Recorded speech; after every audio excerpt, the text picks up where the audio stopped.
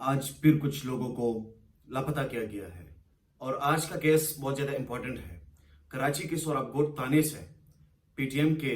وہاں کے جو کوارڈینیٹر ہے نور اللہ ترین اور ان کے سمیت 4 اور لوگوں کو ان کو لاپتہ کیا گیا ہے اور اس کے بعد ان کو نامعلوم مقام پر منتقل کیا گیا ہے۔ اور یہ کیسز ایک دن کے کیسز نہیں ہے، ہر دن کوئی نہ کوئی ایسا کیس ضرور سامنے آتا ہے جس میں امتیازی سلوک جو ہے وہ اپنایا جاتا ہے۔ اس طرح کے کیسز کئی عرصے سے چل کے آ رہے ہیں اور اس پر ابھی اسی وقت ہی سارا معاملہ جو ہے یہ اٹھایا گیا اور مجھے کنفرم پتہ نہیں ہے کہ کس ٹائم ان کو اٹھایا گیا ہے، لاپتہ کیا گیا ہے اور پھر اس کے بعد ان کو نامعلوم مقام تک پہنچایا گیا ہے۔ لیکن اب یہاں پر منظور پشتین کا ایک ٹویٹ آیا ہے اور اس میں ان کا کہنا ہے کہ پہلے حکومت میں یہ ہوتا تھا کہ کم از کم ہمیں وکیل کا حق ہوتا تھا، کم از کم عدالت کا حق ہمیں حاصل تھا، لیکن اب اس حکومت میں نہ تو ایف آئی آر ہو سکتی ہے،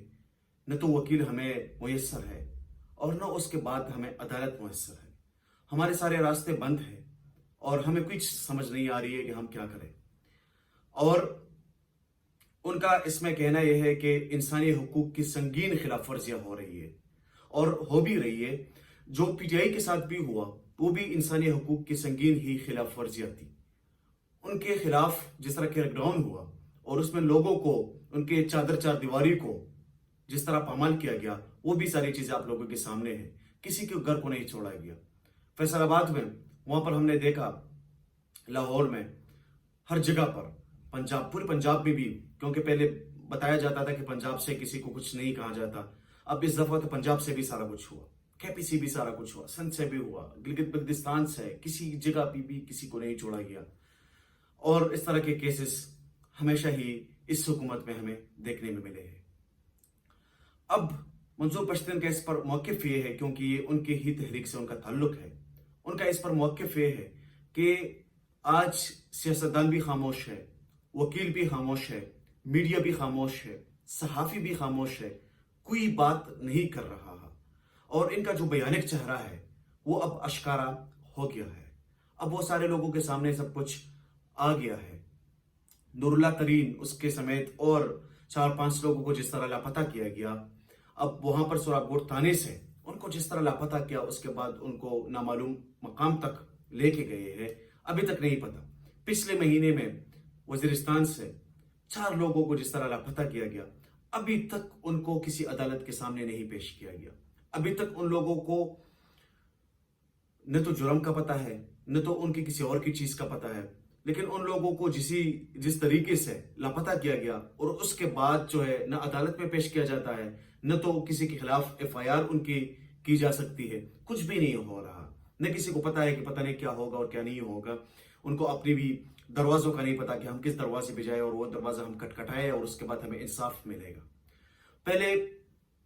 کیونکہ ہر ریاست کی بنیاد یہی ہوتی ہے، جوڈیشری جو ہے وہ آزاد ہوتی ہے اور جوڈیشری میں لوگ جاتے ہیں اور وہاں پر انصاف کی بات کرتے ہیں اور یہاں سے انصاف مل جاتا ہے۔ لیکن اتنی بدقسمت لوگ ہیں کہ یہاں پر کسی کو انصاف نہیں ملتا۔ یہاں پر اگر کسی کی زمین کا بھی کیس ہے تو بھی سالوں سال چلتا ہے اور اس کے بعد بھی ان کو انصاف نہیں ملتا۔ کچھ کیسز ایسی بھی آتے ہیں کہ وہ بندہ مر جاتا ہے، اس کے بعد عدالت میں وہ کیس لگتا ہے کہ آ جائے، ان کا کیس لگا ہے تو مرے ہوئے بندے کا کوئی کیس لگ سکتا ہے۔ تو اس طرح کی چیزیں یہاں پر آتی ہے، ہمارے سامنے بار بار اس طرح کی چیزیں آتی ہے اور عوام جو ہے وہ بھی اب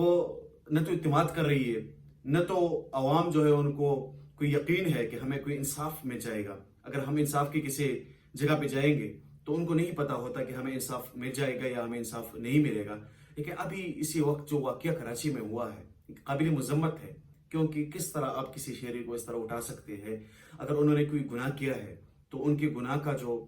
رزلٹ ہے وہ یہ ہے کہ آپ عدالت کے سامنے ان کو پیش کریں تاکہ دودھ کا دودھ اور پانی کا پانی ہو جائے۔ اس طرح تو نہیں ہو سکتا کہ میں اپنی مرضی کے مطابق ان کو لاپتہ بھی کروں گا، ان کو میں ایک جگہ سے اٹھاؤں گا بھی اور اس کے بعد بھی میری مرضی ہے کہ میں ان کے ساتھ کیا کرنا چاہوں۔ یہ کیسز دن بدن بڑھتے جا رہے ہیں، کبھی کسی کے ساتھ ظلم ہو رہا ہے، کبھی کسی کو لاپتہ کیا جا رہا ہے، کبھی کسی کو جبری طور پر تشدد کا نشانہ بنایا جاتا ہے اور کبھی کسی کے گھر والوں کو تنگ کیا جاتا ہے۔ اور یہ چیزیں جو ہے یہ बार बार हमारे सामने आती है और हम इसको देखते हैं। और जिस तरह आप लोगों ने देखा कि अली वजीर के साथ जो कुछ हुआ, अब तो संदाउड़ गवर्नमेंट में है, लेकिन जब ये गवर्नमेंट में नहीं था उनके साथ जो कुछ हो रहा था, अब मुझे भी समझ नहीं आती कि वो बंदा भी गवर्नमेंट में है, उनको भी कम से कम ये तो करना चाहिए कि वो आवाज से भी कुछ नहीं होता, उनको सब चीजों को सामने लेके आना चाहिए कि ये क्या कुछ हो रहा है। आप भी तो गवर्नमेंट का हिस्सा है, तो ये सब कुछ कौन कर रहा है, इसके पीछे कौन है? अगर कोई है तो आप भी नाम ले ताकि सबको पता चल जाए कि ये बंदा ये सब कुछ कर रहा है। और बल्कि आप इस्तीफा ही दे दे, क्योंकि इसी तरह की चीजों पे इस्तीफा ही बनता है। अगर आप हक पर है तो हक के रास्ते में आप न तो गवर्नमेंट का फिर ख्याल रखते हैं, न तो अपनी कुर्सी का ख्याल रखते हैं, फिर आप ही इंसाफ की बात करते हैं, फिर आप ही हक की बात करते हैं कि हक बात क्या है। अगर हक बात है तो उन पर भी आप आवाम को उनकी रहनुमाई करें, आवाम को भी बताएं कि सब सच जो है वो क्या है।